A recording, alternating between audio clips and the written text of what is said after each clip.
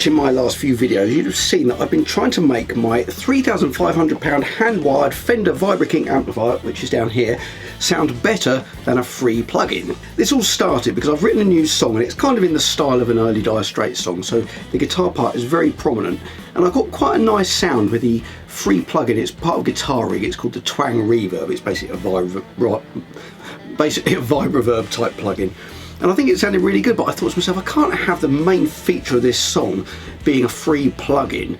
So I really ought to try and mic up, as I've got all these nice boutique amplifiers, all hand-wired, I ought to really try and mic up one of them and make it sound good. So that's what I was trying to do. Now, with a link to the first video here, it didn't go all that well. I really didn't seem to make it sound much better than the plug-in. And after that video, I got lots of tips in the comments from you lot out there in YouTube land, giving me some very good advice about how I could improve it. So the second video, which I shall link to here, I then used some of your advice and tried to get it better. And I think I did very much get it better, and I'm starting to get very pleased with the sound. However, that left me with a real problem, being that the guitar part that I had that I've been using on the plugin, I was very pleased with. It was a combination of stuff that I'd done spontaneously that I knew if I re-recorded it, it wouldn't sound as good. And there were some other bits that I'd worked out and made sure I played really well. So it was a combination of lots of different things. I spent quite a lot of time on it.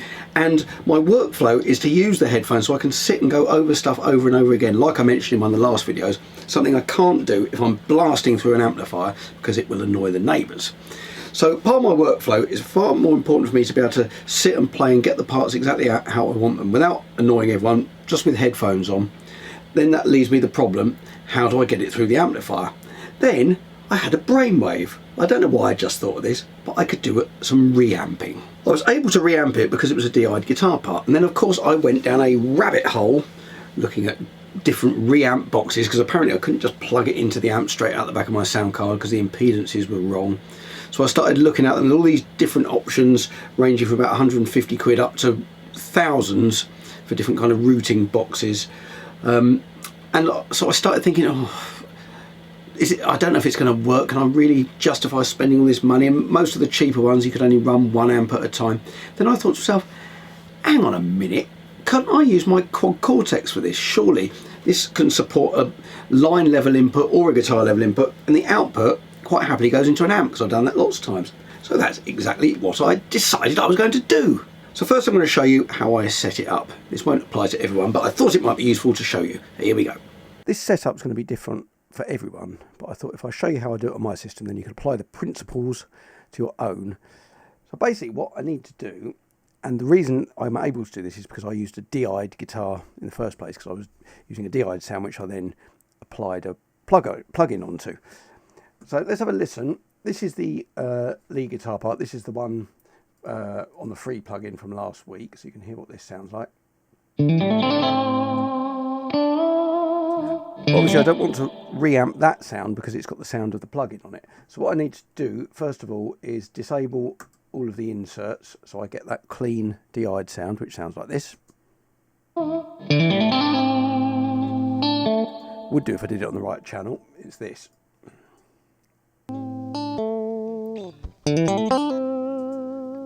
So that's a DI'd Strat sound, and what I need to do is I need to get that coming out of one of the outputs on my sound card.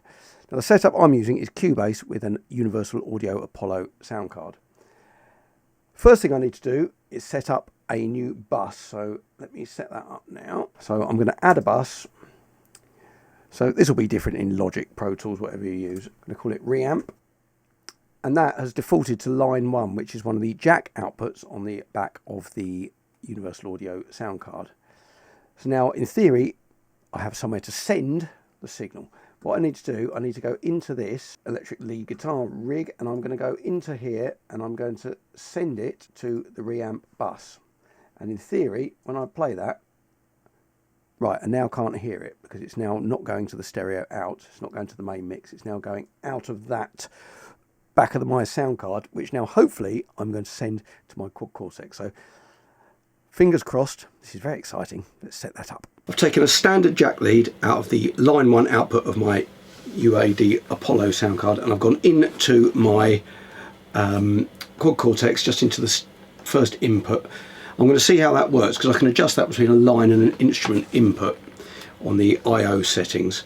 I've just set up a completely blank preset with nothing on it, just called reamp. Now I'm going to press play on the computer, and before I plug in the outputs into an amplifier and see if it works, I'm just going to check it on the headphones. So let's press play. Moment of truth. Nothing. Bit of fault finding required there.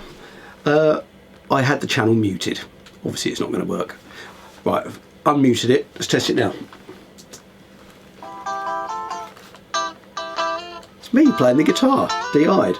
Now I realise at this point I could actually put some amp models on the Quad Cortex and reamp it using the Quad Cortex and send it back out, which might be better than the plugins, but that's not the point of this exercise. The point of this exercise is I'm using the Quad Cortex instead of a reamp box, and I have to say that signal actually sounds fine into here, so I'm not going to touch the input impedance because I think that sounds alright. It seems to be outputting fine.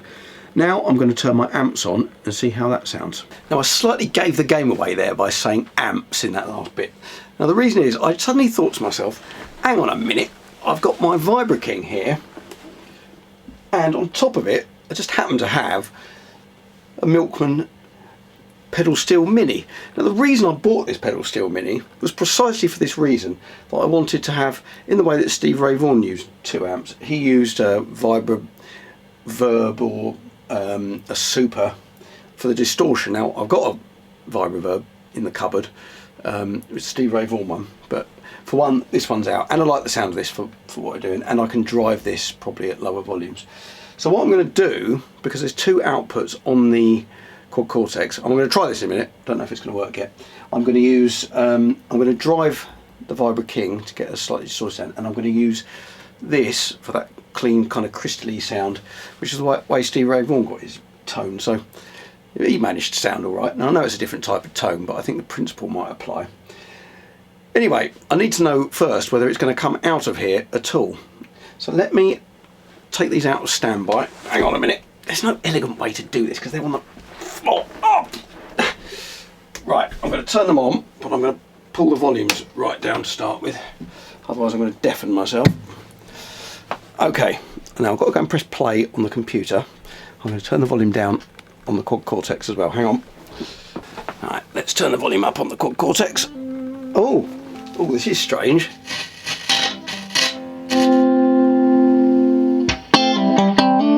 It's me playing the guitar. That happens to play the guitar. Oh, I haven't plugged the top one in.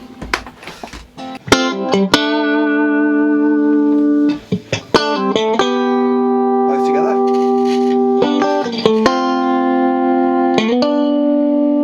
So just the Vibra King. So I've got that overdriving. Now just the pedal steel.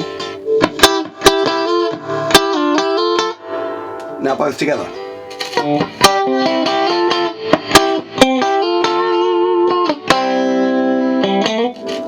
It works, can't believe it. Now I'm going to mic these up. First thing I'm going to do, as per Chicken Picking suggested, I'm going to move the acoustic guitars. Yeah, I spoke to him about this week, and he also suggested moving the amps away from the wall, which I know is a good idea, but I just literally haven't got room to do it. So as I'm only close micing, I don't think it makes as much difference. What I always used to do was mic the back of the cab as well, but in this situation I think it's just going to have to be the front. But anyway, I do definitely need to move those because they do make a racket. But I've managed to borrow from Dave, who watched this last week and asked me if I wanted to borrow it. He lives around the corner from me, asking if I wanted to borrow this Bayer Dynamic M160. It's a double ribbon mic. Now these are the mics that Eddie Kramer used on Hendrix's guitars and vocals. It's a lot smaller than I thought it was from the picture. I thought it was going to look like an SM58 sort of size, but it's much smaller. So that's a ribbon mic, and I'm going to use that, and I'm going to use an SM57. I'm going to put one on each. I'm going to put this on the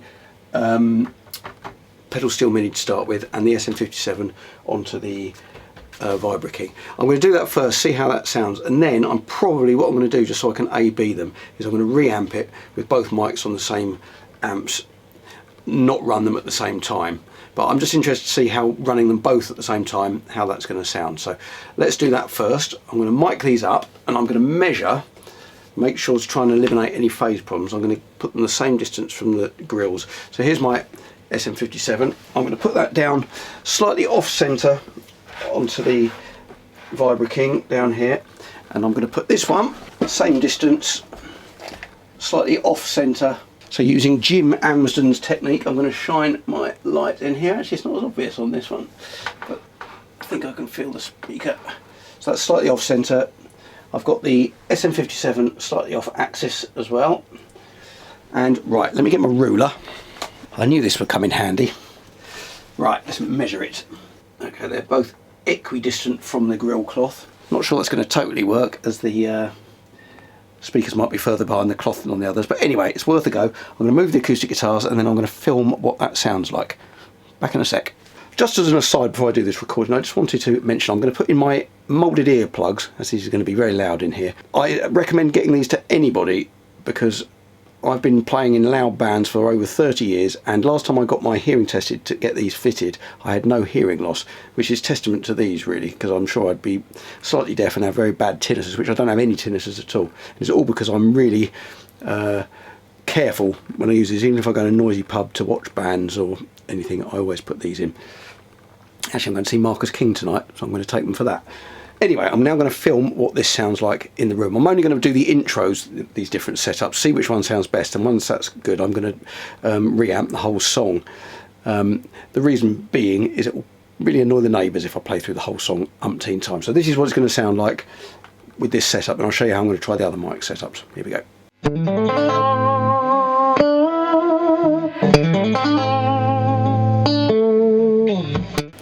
Now I'm interested to A-B these. So I'm going to try swapping them over. I'm going to put now both mics, same distance, on the same speaker, on either side of the same speaker on the Vibra King. So there we go, they're about that far away. Well, I could tell you exactly, couldn't I? Because I've got my tape, my ruler here. They're about 9 centimetres from the cone. So there we are. I'm going to record this intro as well to see what this sounds like.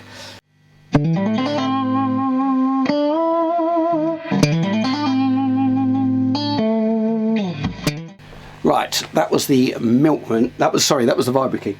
Now I need to do the Milkman. Now I haven't got a tall enough mic stand to do it with the amp up there, so I'm going to move the amp lower down. So same again, I've got them pointing at either side of the same speaker. Speaker's actually slightly off centre. Now one thing I did have to do on the Quad Cortex is I had to do a ground lift, because I was getting a buzzing earlier, but I did that while I was playing around. So this is just the sound of the Milkman, so let me play this.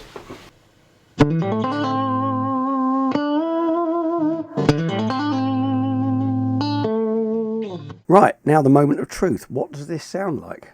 So first of all, I'm going to play the 2 amps together. So it's the SM57 on the Vibra King and the M160 on the Milkman. So let's hear what that sounds like.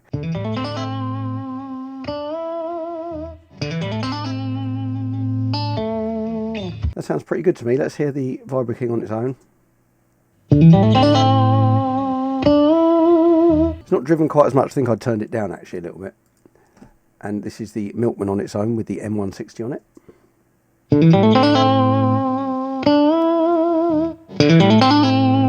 Here's the brighter sound. So the 2 of them together. I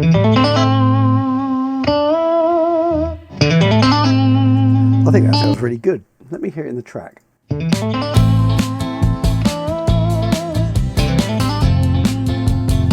That's pretty good to me. Just as a comparison, let's hear what the very processed plug-in sounds like. I'm not going to hear that because I've still got it set to be playing to the reamp bus. Let's put the plug-ins back in again. Here we go. What's that sound like?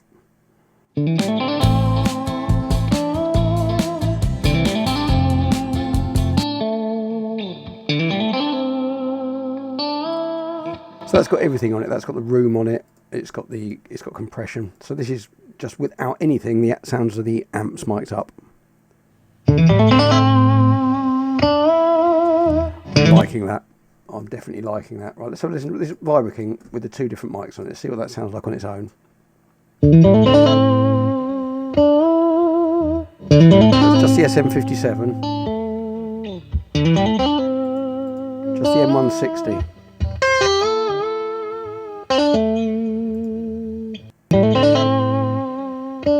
Both together. Now these M160s, I looked at getting one a couple of years ago and they were about 300 quid. They've shot up to 600, more than 600 quid now. So I've borrowed this one off Dave. I'm hoping I don't like it too much because I don't want to go and spend 600 quid on it.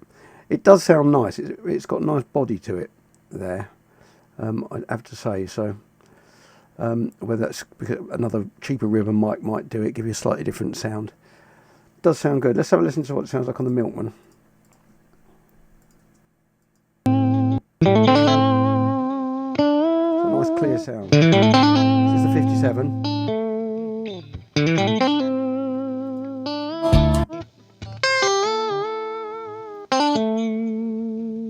Does sound nice, that M160. Damn it. Just to get a bit more of an idea, I'm now going to put some processing on the one where I mic'd up the 2 amps working together. I like the sound of that. I don't know whether it's because the 2 amps working together you're getting some kind of resonances, but that's my favourite out of all the sounds. So let me just put some processing on that. Hang on. So here we are. There's a bit with compression and room on these 2 mics. Let's hear it in the track.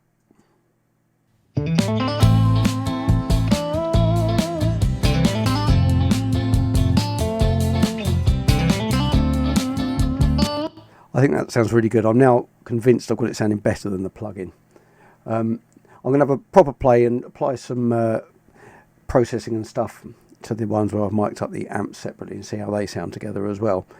And then this track's pretty much ready to go, and I'm going to get it mixed by someone who knows what they're doing. So I will take off all my processing that I've done as an experiment and send them the raw files. I'll probably send them what I've got. I think I'm going to stick with the 2 amps being mic'd up together, and hopefully that's going to come back sounding really good. Well, I can't wait for you to hear the finished track. I'm going to get this out soon and released. I'm very pleased with the song. I think I mentioned before it was influenced by the Corey Wong interview with John Mayer, him talking about his new album. And because he had a song on his new album that sounded like Early Dire Straits, it kind of gave me an idea for the sort of starting point for this song. And I'm very pleased with the way it's come out. Let me know what you think in the comments about these new guitar sounds. I really think I've cracked it now, and I've worked out a way of getting my workflow so I can continue to get the guitar parts exactly how I want them. Then I can get them coming through the amplifiers and sounding as good as possible. I think I'm getting somewhere, and I thank everyone who's left me comments because it's been really useful.